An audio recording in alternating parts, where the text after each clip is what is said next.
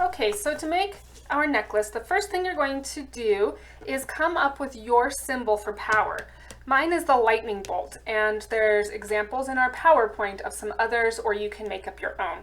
And then you'll draw it onto a cereal box or some other cardboard, anything you have. You can do it on the blank side, but I liked that this one had a gold look to it, like a lightning bolt is kind of gold. So then I've already made mine so that it doesn't take us a long time to watch this video, but then you'll cut it out and you'll poke a hole in it. You can use a pencil if you're really careful to poke a hole in it, or you can use a pair of scissors, anything to poke a hole. If you have a hole punch, that's even easier. So now let's learn how to make our beads. My camera doesn't zoom in very well, but you can see that my beads are hollow and a bunch of paper wrapped around itself over and over again. So I'm going to show you how to do that. First thing you're going to do is to cut out some triangle shaped pieces of paper.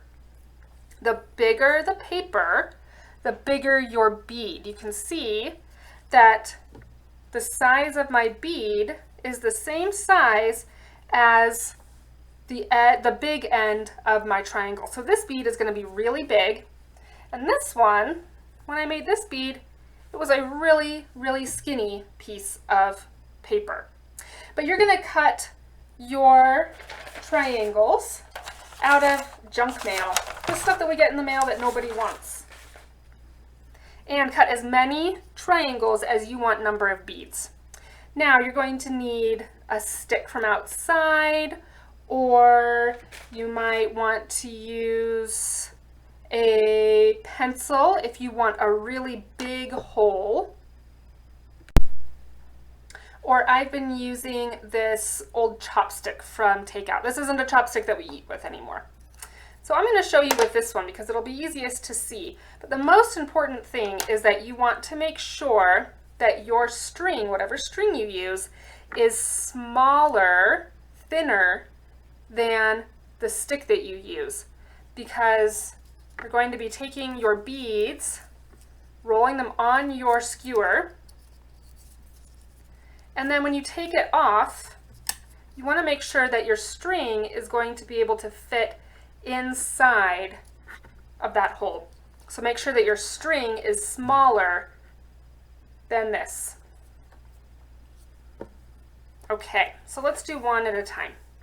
First thing you're going to do is lay your skewer, your stick, whatever, on top of your triangle. I'm going to turn mine over because I want the really bright side to be facing. The more colorful the paper, the more colorful your bead will be. And then I'm just going to roll it up like that. The thing that's going to be the hardest is that you want to make sure that as you're rolling, the triangle stays. This is hard because I'm doing it in the air. It'll be easier for you because you can do it on the table. You want to make sure that the triangle part stays pretty much in the center of your bead as you're rolling it. So see how mine is starting to go kind of sideways like that? I can just straighten it back out and push it back to the middle, and it'll stay. So then when I get about that much left, I can either take some glue if I have it, and I put a recipe or a link to a recipe in our PowerPoint. And then you're going to put just a tiny bit of glue. A little bit of glue goes a long way on the tip. And then carefully roll it. You're going to get a little bit of glue on your fingers, but that's okay. And see how I'm carefully rolling it closed. Then wait 30 seconds for it to dry. If you don't have glue at home, but you have clear tape, you can use clear tape instead. So I'll do an example with both. You can just tape it right on top. It won't be quite as shiny if you put the tape on it, but it'll still work. And then when you're done, you just slide it right off. So I'll do one more so that you can see. Again, I'm putting my stick down, and then I'm rolling my junk mail paper. Oh, I did this on the wrong side because I want it to be really pretty, so I'm going to turn it over.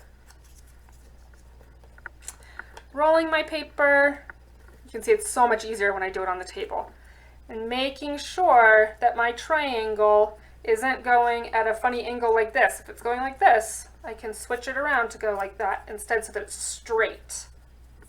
Because otherwise it's not going to stay together very well. Put just a little bit of glue. See how I'm not using very much? I don't have really big beads of glue. You can also use a glue stick. And then push it down. And roll it like that. Leave it for about 30 seconds.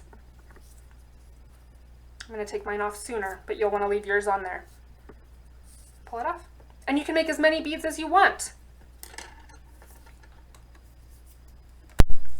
Now, after you have made your power symbol, you're going to cut your piece of string that's long enough so that it can wrap around your neck.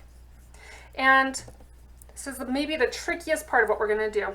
Put both ends of your string together to find the middle point.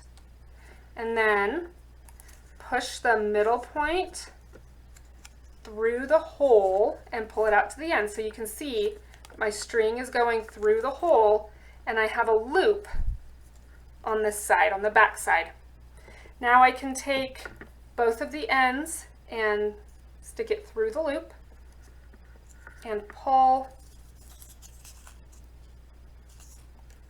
And now my power symbol is going to hang straight. All right, then the last thing is that you're going to string your beads onto your string. If you're having a hard time getting your string through, you can take a piece of tape and wrap it around the end, and it makes almost like a needle without having an actual needle. So then I can feed it through and it comes out a lot easier like it's on a needle. All right. Put beads on both sides, as many as you want, in whatever pattern you want. And then you have your necklace.